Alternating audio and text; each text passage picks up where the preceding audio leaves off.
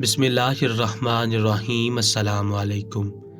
راجہ rail story channel پر آنے والے تمام ویورز کو خوش آمدید کہتے ہیں۔ پرندوں کے چہچہانے کی آوازیں ہر طرف سے آ رہی تھی۔ صبح کا وقت تھا۔ وزیر محل کے صحن میں بیٹھا آسمان کو باخور دیکھ رہا تھا۔ اسے یہ منظر ہمیشہ دل فریب لگتا تھا۔ وہ اپنی آنکھوں سے سورج اگتا ہوا دیکھتا تھا۔ یہ اس کی عادت میں شمار تھا اور ابھی بھی وہ اپنے آپ میں ہی مگن تھا کہ اچانک ایک سپاہی اس کے پاس آیا تھا اور وزیر کو مخاطب کرتے ہوئے بولا تھا، وزیر محترم، جان کی امان ہو تو کچھ عرض کرنا چاہتا ہوں۔ وزیر نے گردن گھما کر سر کو ہلکی جنبش دی تھی۔ اجازت ملتے ہی سپاہی وزیر کی جانب دیکھتے ہوئے بولا، سلطان معظم کا پیغام آیا ہے، آپ کو وہاں یاد فرما رہی ہیں، جلد سے جلد آپ ان سے ملاقات کر لیں، وہ کافی دیر سے آپ کا انتظار کر رہے ہیں۔ جبکہ وزیر ایک جھٹکے سے اپنی جگہ سے کھڑا ہوا تھا۔ صبح صادق سلطان کا یاد کرنا اس کی سمجھ سے بالاتر تھا، کیونکہ اسے معلوم تھا سلطان فجر کی نماز ادا کر کے خوابگاہ کی جانب چلے جاتے تھے، وہاں آرام فرما کر پھر دربار لگایا کرتے تھے، مگر آج اچانک سے صبح کے وقت ان کا یاد کرنا اسے پریشانی میں مبتلا کر چکا تھا۔ وہ فوراً سے لمبے لمبے ڈنگ بھرتا ہوا سلطان کے مخصوص کمرے کی جانب بڑھا تھا۔ اسے معلوم تھا سلطان صبح کے وقت مخصوص کمرے کے علاوہ کہیں نہیں ہو سکتے۔ اس نے دروازے پر دستک دی تھی۔ چند پل بعد ایک گمبھیر آواز آئی تھی، اندر آ جائے، دروازہ کھلا ہوا ہے۔ وزیر نے گہری سانس ہوا کے سپرد کی تھی اور اپنے قدم اندر کی جانب بڑھائے تھے۔ سامنے ہی سلطان اپنی نشست پر بیٹھے ایک غیر مرئی نقطے کو گھور رہے تھے۔ وزیر نے قریب جا کر سلطان کو ادب سے سلام کیا تھا اور ان کی جانب دیکھتے ہوئے بولا، جی سلطان معظم، فرمائیے ہمیں کیوں یاد کیا؟ اس کی زیرک نگاہیں سلطان کے خوبرو چہرے پر مرکوز تھیں۔ وہ دیکھنے میں بے حد حسین شخصیت کے حامل تھے۔ وزیر کی آواز سن کر سلطان ہوش کی دنیا میں لوٹے تھے اور ان کی جانب دیکھتے ہوئے بولے، ہمیں آپ سے ایک ضروری کام ہے اور یہ کام آج دوپہر کے وقت تک ہو جانا چاہیے۔ ان کا انداز دو ٹوک تھا۔ وزیر نے سر کو ہلکی جنبش دی تھی اور سلطان کو باغور سننے لگا تھا۔ دھیرے دھیرے سلطان اپنے دماغ میں بنایا ہوا تمام منصوبہ وزیر کے گوش گزار کر چکے تھے، جبکہ وزیر کی آنکھیں پھٹی کی پھٹی رہ گئی تھی۔ وہ تمام چیزوں کی امید کر سکتا تھا، لیکن یہ سن کر اس کی آنکھوں میں الجھن در آئی تھی۔ وہ سلطان کی جانب دیکھتے ہوئے بولا، سلطان معظم، آپ کیا بول رہی ہیں؟ ہمیں آپ کی بات بالکل سمجھ نہیں آ رہی۔ اس کے لہجے میں الجھن تھی، جبکہ سلطان معظم وزیر کی جانب دیکھتے ہوئے تھوڑے سرد لہجے میں بولے تھے، ہم نے کون سا انوکھی بات کی ہے جو آپ کو سمجھ نہیں آ رہی وزیر محترم؟ دماغ رکھا کریں۔ وہ یہ بول کر اپنی جگہ سے کھڑے ہو گئے تھے اور خاموشی سے مخصوص کمرے سے نکل کر خوابگاہ کی جانب بڑھ چکے تھے۔ جبکہ وزیر حیران تھا، اسے سلطان کی ڈانٹ سے کوئی فرق نہیں پڑتا تھا۔ سلطان اس کے بادشاہ تھے، اس کے عزیز دوست تھے، اس کے ہمراز تھے۔ وہ بادشاہ سے بہت محبت کرتا تھا۔ ان کی ذرا سی ڈانٹ اس کے لیے کوئی اہمیت نہیں رکھتی تھی، مگر وہ حیران سلطان کی بات پر تھا۔ جس طرح کی بات انہوں نے کہی تھی وہ سن کر اس کے رونگٹے کھڑے ہو گئے تھے، کیونکہ اسے معلوم تھا یہاں پر رہتی رعایا کس سوچ کی مالک ہے۔ وہ خاموشی سے خزانچی کی جانب بڑھ گیا تھا، اس کو حکم دینا تھا، اس کے بعد ہی تمام کام آگے ہونے تھے۔ وقت دھیرے دھیرے گزرنے لگا تھا۔ صبح کا سورج طلوع آفتاب ہو چکا تھا۔ دربار سلطان سجایا جا چکا تھا۔ ایک طرف کو تمام مشیر اور دوسری جانب تمام درباری بیٹھے ہوئے تھے۔ سب کی نگاہیں داخلی دروازے کی جانب تھی۔ سلطان کو آنے میں آج کچھ دیر ہو گئی تھی، ورنہ عموماً وہ وقت سے پہلے دربار پہنچ جاتے تھے۔ وزیر ان کی نشست کے بالکل پاس کھڑا ہوا ان کا بے صبری سے انتظار کر رہا تھا۔ صبح کی ملاقات کے بعد سے وہ بہت الجھن میں تھا۔ سلطان کا رویہ اور ان کی باتیں اس کی سمجھ سے بالاتر تھیں، اور آج ان کا دربار میں بھی دیر سے آنا اسے عجیب عجیب سوچوں میں مبتلا کر چکا تھا۔ ابھی وہ انہی باتوں کو سوچ رہا تھا کہ بڑے دروازے اللہ اکبر کی صدائیں لگا کر کھولے گئے تھے۔ तमाम लोग अपनी अपनी नशिस्त छोड़कर खड़े हो गए थे, जिसका साफ मतलब था कि सुल्तान आने वाले हैं। चंद पल मजीद गुजरे थे। ऊंचा लंबा कद, चौड़ी जिसामत, सर पर पगड़ी पहने सुल्तान एक शान से चलते हुए दरबार में हाजिर हुए थे। उनका अंदाज सबको ही मुतासिर कर चुका था। चारों जानिब से सलाम की आवाज गूंज रही थी, जिसका जवाब वो सिर की हल्की जुम्मश से देते हुए अपनी नशिस्त के करीब आए थे। वजीर ने भी उन्हें शाइस्तगी से सलाम किया था। इसका जवाब उन्होंने भी उसी अंदाज में दिया था और अपनी नशिस्त संभाली थी। सुल्तान जब भी दरबार में हाजिर होते थे तो उनके चेहरे पर एक खूबसूरत मुस्कुराहट रक्स करती थी, मगर आज ऐसा कुछ नहीं था। सुल्तान के चेहरे पर चट्टानों जैसी सख्ती थी जो वहां मौजूद हर एक शख्स को महसूस हो गई थी। लेकिन उनका रवैया ऐसा क्यों था? सभी इस तशवीश में थे। वजीर उनका चेहरा बहुत गौर से देख रहा था। उसे अजीब सी बेचैनी हो रही थी। सुबह सवेरे से ही सुल्तान का अंदाज कुछ मशकूक था। चंद पल मजीद गुजरे थे कि सुल्तान ने फौरन ही दरबार का आगाज करने का हुक्म दे दिया था। ना आज उन्होंने वजीर से कोई बात कही थी और ना कुछ पूछा था। काजी साहब भी सवालिया निगाहों से सुल्तान को देख रहे थे, मगर आज उन्होंने कुछ भी आम दिनों के मुताबिक नहीं किया था और फौरन ही दरबार का आगाज कर दिया था। सुल्तान की ज़ेरीक निगाहें दरवाजे की जानिब ही थी। चंद पल बाद दो आदमी दरबार में दाखिल हुए थे। सुल्तान की निगाहें उन दोनों आदमियों पर ही मरकूज थीं। वो दोनों खामोशी से चलते हुए सुल्तान की नशिस्त के सामने खड़े हुए थे और अपने आने का मकसद बयान करने लगे थे। एक आदमी सुल्तान की जानिब देखते हुए गुस्सीले लहजे में बोला, सुल्तान मुअज़्ज़म, ये आदमी मेरा सगा भाई है, मगर मुझे इससे सख्त नफरत महसूस हो रही है। इसने मेरी जिंदगी खराब की है। मैं बीवी बच्चों वाला इंसान हूँ। 1 माह पहले इस आदमी ने मुझसे उधार पैसे लिए थे और अब मैं उनकी अदायगी चाहता हूँ, मगर ये मानने को तैयार नहीं है। इसका कहना है कि मैंने कोई पैसा नहीं लिया और ना मैं तुम्हारा पैसा तुम्हें वापस करूँगा। सुल्तान के माथे पर शिकन पड़े थे और वो दूसरे आदमी के जानिब देखते हुए बोले, आपको मालूम है हमारी सल्तनत में मुकरने की कितनी बड़ी सजा आयद की गई है। जब आपने उधार पैसा लिया है तो उसकी अदायगी आपको हर हाल में करनी होगी। आप किस हैसियत से उनको पैसा देने से इनकार कर रहे हैं? सुल्तान सख्त लहजे में बोले थे, जबकि वो दूसरा आदमी जो निगाहें नीचे किए खड़ा हुआ था तड़प कर सुल्तान को देखने लगा और गमगीन लहजे में बोला, सुल्तान मुअज़्ज़म, मैं बेकसूर हूँ। मैंने भाईजान के कोई पैसे नहीं लिए। मेरी छोटी 3 बेटियां हैं जिनकी कफालत के लिए मैं रोज़ मजदूरी करता हूँ। मुझे यही खौफ लायक रहता है कि अगर मैंने किसी से पैसा ले लिया तो मैं वापस कैसे करूँगा। वो दुखी लहजे में बोला था। सुल्तान उस उदास आदमी को बहुत गौर से देख रहे थे। वो मजीद बोला, मेरी बीवी को उसके मैके से हिस्सा मिला है। भाईजान की निगाहें उन पैसों पर हैं। इनका कहना है कि मैंने दिए हैं, मगर मैं कसम खाता हूँ बादशाह सलामत, मैंने इनसे इनका 1 रुपया उधार नहीं लिया। वो बेबस लहजे में बोला था, जबकि सुल्तान खामोश हो गए थे।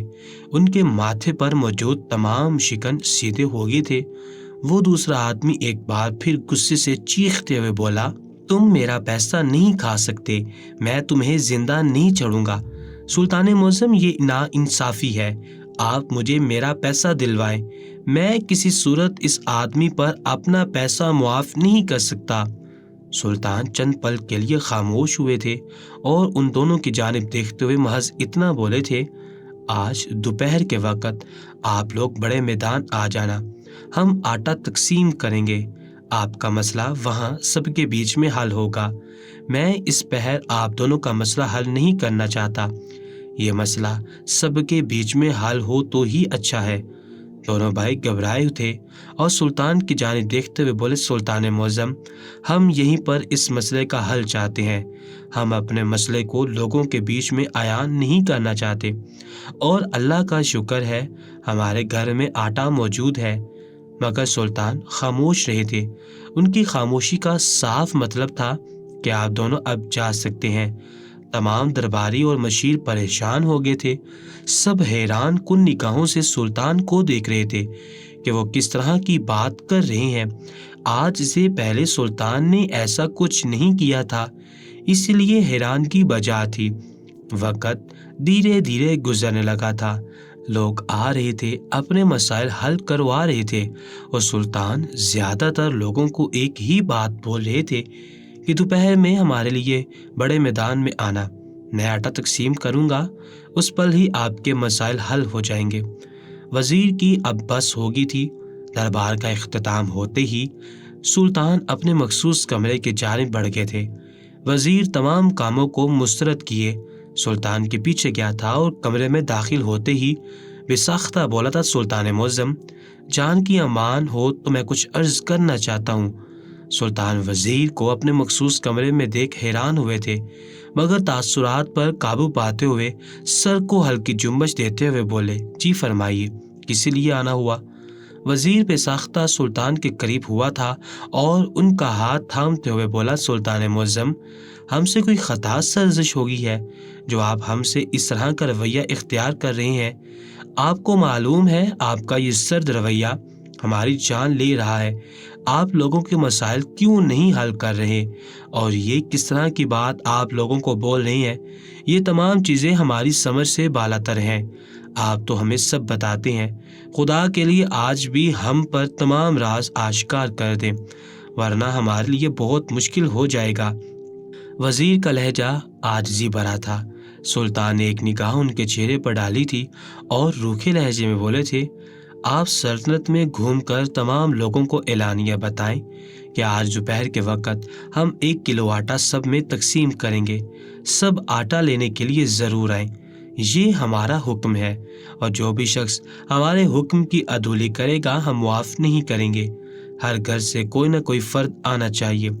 सुबह के वक़्त सुल्तान ने वज़ीर को बुलाकर यही हुक्म दिया था कि आप ख़जानची के पास जाकर उसको हुक्म दें कि फ़ौरन आटे का इंतज़ाम किया जाए। हम अपने हाथों से दोपहर के वक़्त लोगों में तकसीम करेंगे। पहले तो वज़ीर खुश हुआ, मगर जब सुल्तान ने आटा तकसीम करने की मिकदार बताई तो वो गश खाने के दर पर आ गया था। अब सुल्तान का रवैया उसकी समझ से बालातर था। वो खामोशी से कमरे से बाहर आ गया था, मगर उसकी सोचों का रुख सुल्तान ही थे। चंद पल मजीद गुजरे थे कि अचानक एक और सिपाही वज़ीर के पास आया था और बोला था, वज़ीर मोहतरम, सुल्तान मुअज़्ज़म ने सख्त ताकीद की है कि आप जल्द से जल्द रियाया में ऐलान करें, वरना देर होने पर सख्त कार्रवाई की जाएगी। वज़ीर की आंखें बड़ी हुई थी। सुल्तान ने आज से पहले उनको कभी इस तरह की बात नहीं की थी। उसको एक पल के लिए तकलीफ भी महसूस हुई थी, मगर वो खामोशी से सल्तनत में ऐलान करने के लिए चला गया था। उनके जाते ही सुल्तान तक ये पैगाम पहुंचा दिया गया था कि वज़ीर ऐलान करने के लिए चला गया है। ये खबर सुनकर उन्होंने एक गहरी सांस हवा के सपुर्द की थी। चेहरे पर मौजूद सख्ती कम हो गई थी, माथे पर पड़े शिकन सीधे हो गए थे। सुल्तान मुसलसल एक जगह को ही घूरे जा रहे थे। रात के कुछ मनाजिर उनकी आंखों के सामने गर्दिश करने लगे थे। माजी रात का दूसरा पहर चल रहा था। मौसम सरमा का आगाज हो चुका था। हर तरफ हू का आलम था। हर जी रूह नींद की आगोश में थी। सुल्तान ने किसी एहसास के तहत नींद में करवट बदली थी और अपना हाथ बाएं जानिब को फैलाया था, मगर खालीपन महसूस करके उनकी आंखें यकदम खुली थीं। गहरी नींद के बायस चंद पल के लिए उन्हें कुछ समझ नहीं आया था, मगर जब दिमाग बेदार होने लगा तो उन्होंने मसहरी पर गौर किया था। उनके अलावा मसहरी पर दूसरा वजूद यानी मलका मौजूद नहीं थी। कमरे में निगाहें घुमाई तो वहां भी कोई नहीं था। सुल्तान बेचैन होकर उठ बैठे थे। मलका कहाँ थी वो नहीं जानते थे। किसी एहसास के तहत सुल्तान ने गुसलखाने में झांक कर देखा था, मगर मलका वहां भी नहीं थी। कमरे से मुंसलिक बालकनी में भी देखा था, मगर उनका वजूद वहां भी नहीं था। सुल्तान मजीद परेशान हो गए थे। उनके लिए उनकी ज़ौजा उनकी जान से ज्यादा अजीज थी। सुल्तान के दिमाग में अजीब अजीब ख्यालात गर्दिश करने लगे थे। क्या उनकी ज़ौजा परेशान थी?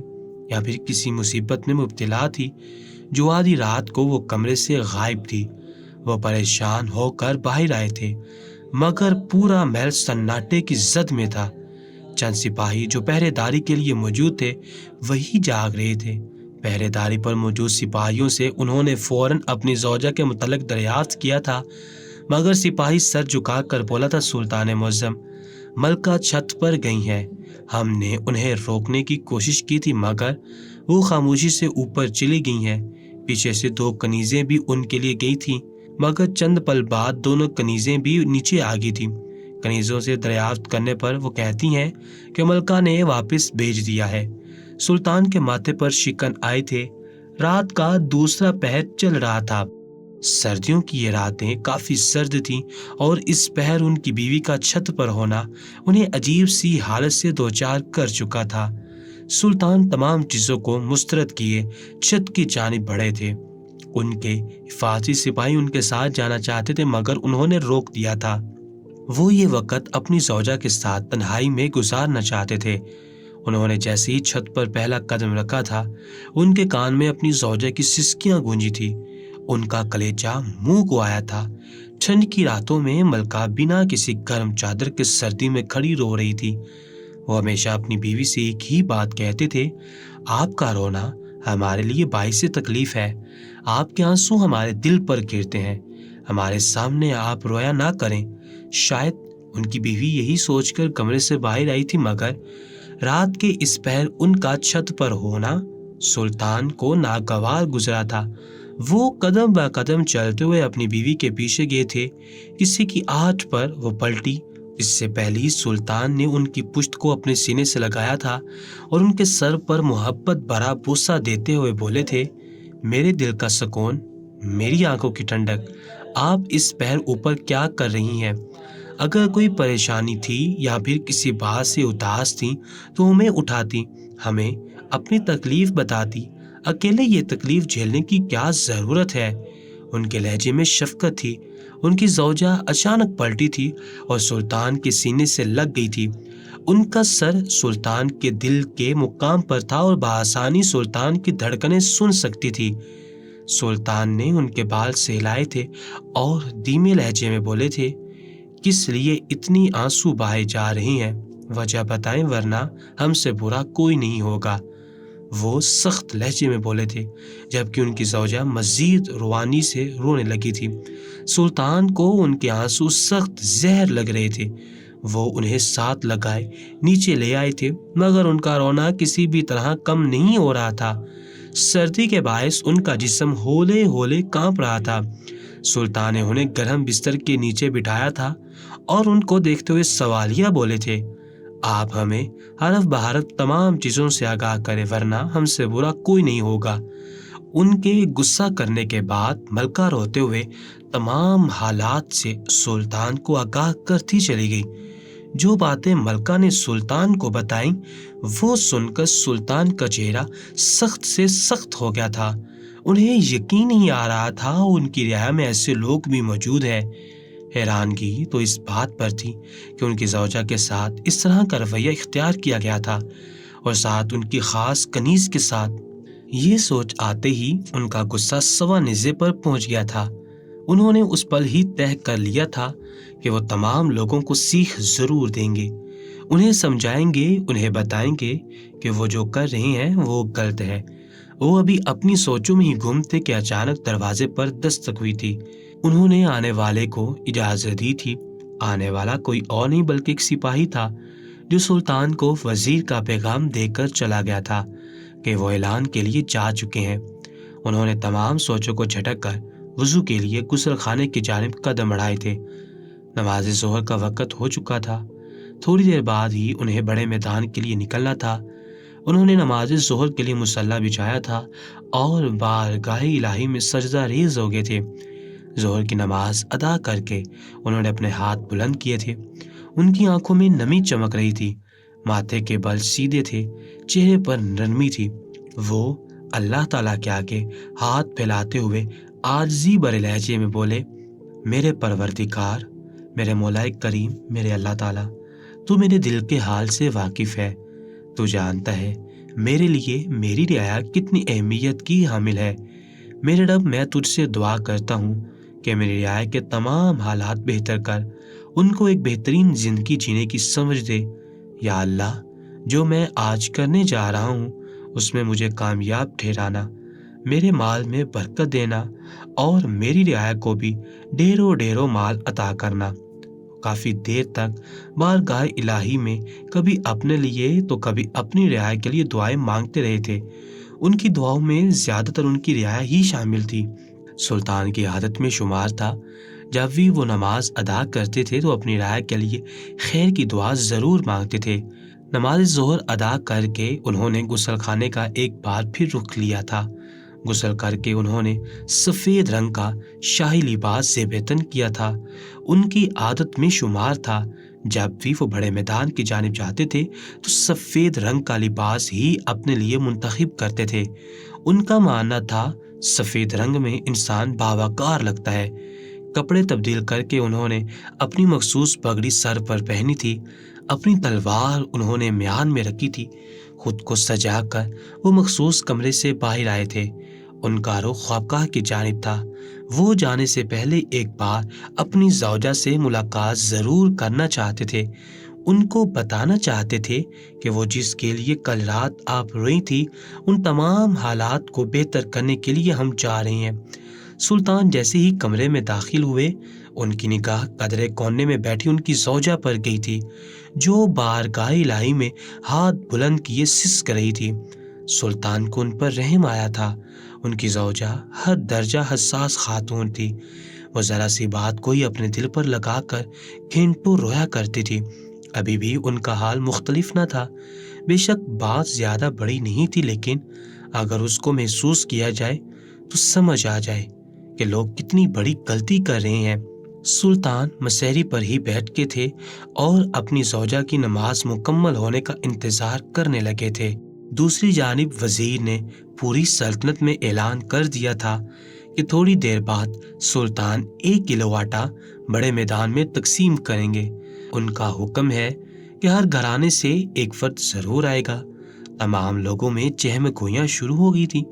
سب کی حیرانگی بھری آوازیں چاروں جانب گردش کر رہی تھی۔ اتنی بڑی سلطنت کے بادشاہ ہو کر ہم غریب عوام کو محض 1 کلو آٹا تقسیم کر رہے ہیں، یہ کہاں کا انصاف ہے؟ وزیر نے ایک سخت نگاہ تمام لوگوں پر ڈالی تھی، مگر وہ کچھ نہیں بولے تھے اور خاموشی سے محل کی جانب واپس آ گئے تھے۔ انہیں معلوم تھا یہ سب ہونا ہی ہے۔ انہوں نے اس لیے بادشاہ کو تمام چیزیں سمجھائی تھی، مگر انہوں نے سنا ہی نہیں تھا۔ ملکہ عالیہ نے جیسے ہی نماز مکمل کی تو سامنے سلطان کو دیکھ ان کے آنسو تھم گئے تھے۔ وہ اپنے آپ کو سنبھال کر ان کی جانب بڑھی تھی اور برابر میں بیٹھ گئی تھی۔ وہ کچھ کہتی اس سے پہلے ہی سلطان نے ان کے سر کو اپنے ہاتھ سے پکڑا تھا۔ اس پر ایک محبت بھرا بوسہ دیتے ہوئے نرم لہجے میں بولے تھے، میری زندگی کا سکون، ہم آپ کی تمام شکایت دور کرنے کے لیے جا رہے ہیں۔ جب ہم اپنی رعایا میں موجود ہر شخص کا مسئلہ حل کر سکتے ہیں تو ہم اپنی زوجہ کا یہ مسئلہ بھی حل کر سکتے ہیں، اپنی رعایا کو سمجھا سکتے ہیں وہ جو کر رہے ہیں وہ غلط ہے۔ جبکہ ان کی زوجہ نے چونک کر سلطان کو دیکھا تھا اور حیرانگی بھرے لہجے میں بولی تھی، واقعی سلطان معظم، آپ رعایا کو سمجھانے کے لیے جا رہے ہیں؟ ان کے لہجے میں اشتیاق تھا۔ سلطان نے سر کو ہلکی جنبش دی تھی اور انہیں سینے سے لگاتے ہوئے بولے تھے، میری بیوی حکم کرے اور میں اس کو ٹال دوں، یہ تو ہماری توہین ہوئی۔ ان کا لہجہ محبت پاش تھا، جبکہ اچانک ان کی زوجہ کی آنکھوں میں اداسی آئی تھی اور وہ سلطان کو دیکھتے ہوئے غمگین لہجے میں بولی، مجھے نہیں لگتا سلطان معظم رعایا کو یہ بات سمجھ آئے گی۔ ہم نے بہت کوشش کی تھی مگر سامنے سے کوئی رد عمل ظاہر نہیں کیا گیا تھا۔ خدا کی جانب سے ان سب کے دلوں میں مہر لگا دی گئی ہے اور تا قیامت یہ مہر لگی رہنی ہے۔ وہ نظر نیچے کیے بے بس لہجے میں بولی تھی، جبکہ سلطان نے سر کو نفی میں ہلایا تھا اور اپنی بیوی کی جانب دیکھتے ہوئے بولے، بے شک وہ رب مہر لگانے پر قادر ہے، مگر اس سے معافی مانگی جائے اور اپنی غلطی کو سدھار لیا جائے تو وہ معاف کرنے پر بھی قادر ہے۔ میں اپنی رعایا کو اسی حال میں جینے کی اجازت نہیں دے سکتا۔ میں سلطنت کا بادشاہ ہوں، مرنے کے بعد وہ اللہ مجھ سے بھی سوال پوچھے گا کہ تم حکمران ہو کر اپنی رعایت سے غافل کیوں تھے، حالانکہ تمہیں تمام حالات معلوم ہو گئے تھے۔ ان کی زوجہ خاموش ہو گئی تھی کیونکہ انہیں معلوم تھا سلطان کے لیے ان کی رعایا بہت اہمیت کی حامل تھی۔ تھوڑی دیر تک وہ ملکہ کے ساتھ بیٹھے دل کا حال بیان کرتے رہے تھے اور چند پل بعد انہوں نے الوداعی کلمات بول کر خوابگاہ سے قدم باہر کی جانب بڑھائے تھے۔ ان کی زوجہ دروازے تک انہیں چھوڑنے کے لیے آئی تھی۔ سلطان محل کے صحن میں آئے تو پہلے ہی خزانچی وزیر آپس میں محو گفتگو تھے۔ سلطان کو معلوم تھا ان دونوں کے درمیان کیا باتیں ہو رہی ہیں، مگر وہ خاموش رہے تھے۔ باہر آتے ہی خزانچی سلطان کے پاس آیا تھا اور تمام حالات سے انہیں آگاہ کرنے لگا تھا۔ اس کا کہنا تھا کہ تمام آٹا بڑے میدان میں پہنچا دیا گیا ہے، بس آپ کی آمد کا انتظار ہے۔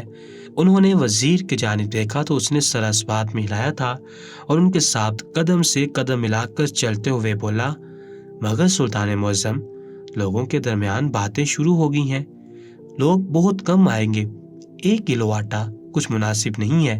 جبکہ سلطان نے کوئی جواب نہیں دیا تھا۔ چند پل کی مسافت کے بعد سلطان بڑے میدان پہنچ گئے تھے۔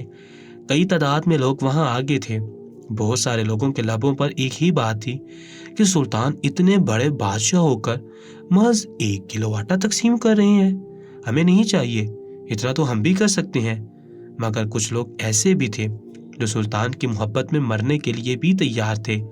ان میں سے ہی کچھ لوگ میدان میں آٹا لینے کے لیے آئے تھے تاکہ معلوم ہو سکے اس 1 کلو آٹے کے پیچھے آخر کیا راز ہے، کس وجہ سے سلطان محض 1 کلو آٹا رعایا میں تقسیم کر رہے ہیں، ورنہ عموماً سلطان بڑے سے بڑا تھیلا راشن کا دیتے تھے۔ اس میں گھی، تیل، دالیں، چاول، آٹا اور بھی بہت سی کئی ضرورت کی اشیاء موجود ہوتی تھی، لیکن آج محض 1 کلو آٹا سب کو حیرانگی میں مبتلا کر چکا تھا۔ سلطان نے فوراً ہی ان لوگوں کو تاکید کی تھی کہ آپ لوگ قطار در قطار کھڑے ہو جائیں، ہم نے آٹا تقسیم کرنا ہے۔ وزیر کی آنکھیں ابلنے کو ہوئی تھیں۔ تھوڑی دیر تک وہ یہی سمجھا تھا کہ سلطان 1 کلو آٹا دکھا کر زیادہ آٹا دیں گے، مگر اس آٹے کو ہی تقسیم کرتا دیکھ اس کی جان لبوں پر آئی تھی، لیکن وہ خاموش رہا تھا۔ لوگ آ رہے تھے اور اپنا آٹا لے کر جاتے جا رہے تھے، مگر خارجی دروازے کے قریب ہی ان کو روکا جا رہا تھا اور واپس بھیج کر انہیں کھڑا رہنے کی تلقین کی تھی۔ لوگ حیران ہو رہے تھے۔ تھوڑی دیر بعد ہی تعداد میں مزید اضافہ ہوا تھا۔ سلطان کو دیکھنے اور ان سے بات کرنے کی خواہش ہر ایک کو تھی اور لوگ زیادہ تر ایسے مواقع نہیں چھوڑتے تھے۔ لوگوں میں آٹا تقسیم کرنے کے بعد سلطان نے ان تمام لوگوں کو دیکھا تھا جو آنکھوں میں الجھن لیے کھڑے تھے۔ سب کے ہاتھ میں 1 کلو آٹا تھا۔ سلطان تمام لوگوں کی جانب دیکھتے ہوئے بولے، آج آپ سب اپنے اپنے گھر جائیں گے، وہاں جا کر اس آٹے کی روٹیاں بنائیں گے اور ہم آپ لوگوں سے کل اپنی عدالت میں ملاقات کریں گے۔ سب کے سب حیران ہوئے تھے۔ وزیر کے ماتھے پر بھی بل پڑ چکے تھے، لیکن سلطان کا حکم پوری رعایا کو ماننا ہر حال میں ضروری تھا۔ وقت کا پہیہ گھومتا جا رہا تھا۔ اگلے روز پورا دربار شان و شوکت سے سجایا گیا تھا۔ ایک قطار میں چند درباری اور ایک قطار میں چند ہی مشیر بیٹھے تھے، کیونکہ آج دربار کے اندر رعایا کی آنے کی جگہیں بنائی جا رہی تھیں۔ سب جگہیں بہت ہی سلیقے سے کی گئی تھی۔ وقت دھیرے دھیرے گزرنے لگا تھا۔ لوگوں کی آمد و رفت بڑھنے لگی تھی۔ جو لوگ 1 کلو آٹا لینے کے لیے بھی کل نہیں آئے تھے، ایسے بھی کئی لوگ دربار پہنچے تھے۔ سلطان چند پل بعد پوری شان سے چلتے ہوئے دربار میں داخل ہوئے تھے۔ لوگ جو نیچے بیٹھ گئے تھے، سلطان کو آتا دیکھ تمام لوگ ان کے ادب میں کھڑے ہو چکے تھے۔ سلطان ایک شان سے چلتے ہوئے اپنی نشست کے قریب آئے تھے۔ بلند آواز میں انہوں نے تمام رعایا کو سلام کیا تھا، جس کا جواب بہت ہی جوش سے دیا گیا تھا۔ سلطان کے لبوں پر مسکراہٹ آئی تھی۔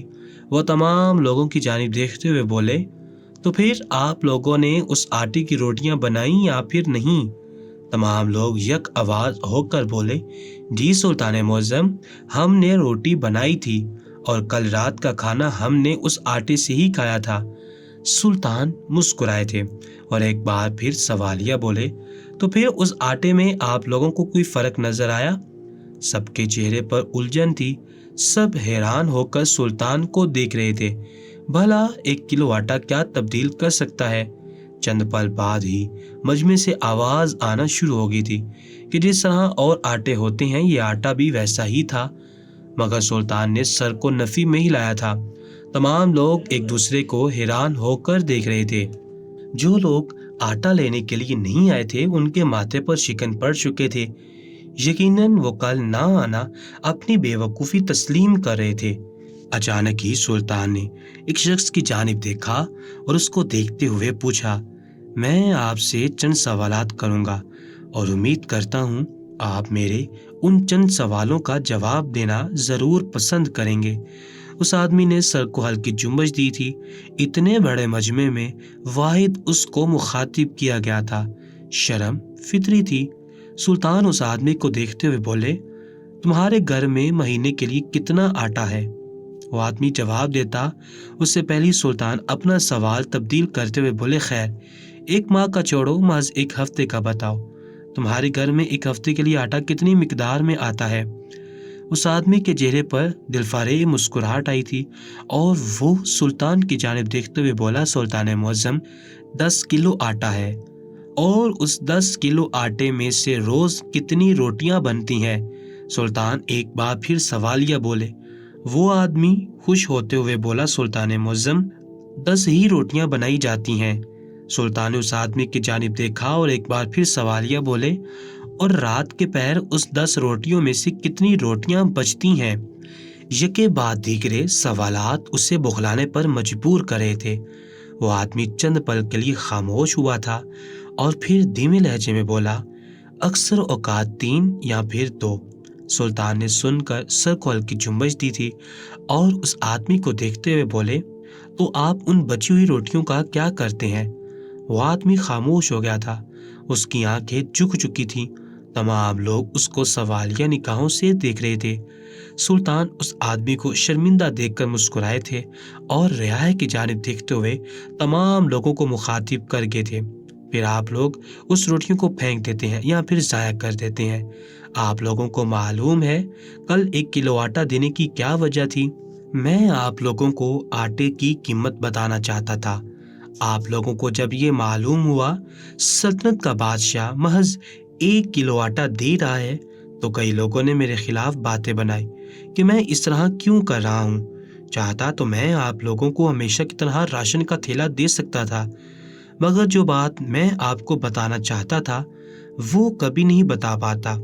10 किलो आटा 1 हफ्ते के लिए आता है और उसमें रोज 10, 15 या 20 रोटियां खानदान के लिए पकाई जाती हैं और उसमें से कई रोटियां ज़ाया हो जाती हैं या फिर फेंक दी जाती हैं।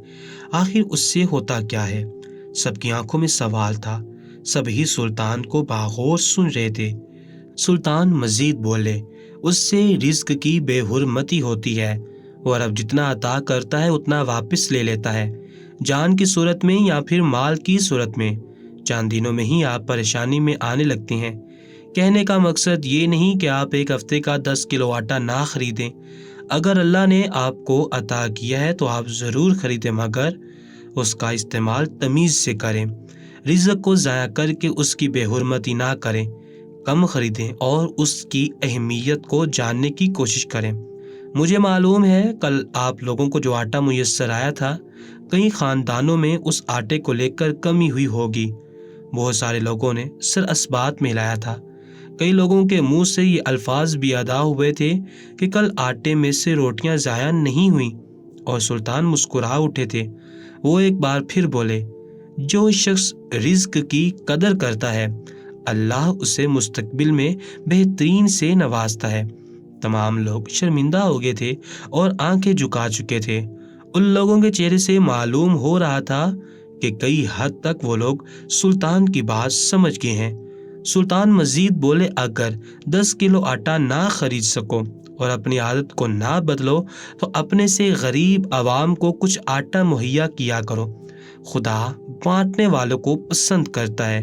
سب نے ہی تائیدی انداز میں سر ہلایا تھا، جبکہ سلطان نے ایک طائرانہ نگاہ پورے مجمع پر ڈالی تھی اور ایک اور بات کہی تھی، اور ہمیشہ یاد رکھنا، جھوٹ بولنے والوں کے لیے اللہ نے جہنم کی ایندھن تیار کر رکھی ہے۔ جو بھی شخص اپنی عورت کا حق کھانا چاہے گا، خدا اس کے لیے بدترین سزا منتخب کرے گا۔ سلطان کل عدالت میں ان دونوں بھائیوں کو دیکھتے ہی اتنا جان گئے تھے کہ دونوں آپس میں ملے ہوئے ہیں اور اس غریب عورت کا حق کھانا چاہتے ہیں۔ مجمع میں سلطان ان دونوں بھائیوں کو ڈھونڈ چکے تھے جو دونوں کافی شرمندہ نظر آ رہے تھے۔ تمام مجمع سلطان سے معافی مانگ کر گھر کی جانب گامزن ہو گئے تھے۔ ان کی زوجہ کل دوپہر کے وقت اپنی کنیز کے ہمراہ بازار گئی تھی اور وہاں کونے میں خراب روٹیاں کئی مقدار میں دیکھی تھی۔ ان کا دل رو پڑا تھا۔ کنیز نے جب وہاں کے انتظامیہ سے پوچھا تو ان کے ساتھ بدتمیزی کا رویہ اختیار کیا گیا تھا۔ ملکہ خاموش ہو گئی تھی اور واپس لوٹ آئی تھی، اور پھر انہوں نے تمام رودات سے سلطان کو آگاہ کیا تھا۔ ان کی سمجھ سے بھی یہ تمام معاملات بالا تر تھے، مگر رات بھر انہیں معاملات کے بارے میں سوچ کر انہوں نے یہ منصوبہ بنایا تھا، اور خدا کا شکر تھا کہ ان کا یہ منصوبہ کارآمد ثابت ہوا تھا۔ اس واقعے سے ایک بہترین سیکھ ملتی ہے: جو شخص رزق کی قدر کرتا ہے، بے حرمتی کرنا ناپسند فرماتا ہے، خدا اس کو ڈھیروں ڈھیر مال عطا کرتا ہے، لیکن جو شخص رزق کی بے حرمتی کرتا ہے، اپنے مال کو کفایت شعاری سے استعمال کرنے کی بجائے بے ڈھنگ طریقے سے استعمال کرتا ہے، خدا جلد یا بدیر اس سے وہ مال چھین لیتا ہے، اور پھر وہ شخص تاعمر سوائے شکوہ کرنے کے اور کچھ نہیں کرتا۔ پیارے ویورز، اگر آپ کو ہماری یہ کہانی اچھی لگی ہو تو ہمارے چینل راجہ ریل سٹوری کو سبسکرائب کریں، ساتھ لگے بیل آئیکن کو بھی ضرور پریس کریں تاکہ اس طرح کی پیاری ویڈیو کا نوٹیفیکیشن آپ کو بر وقت مل سکے۔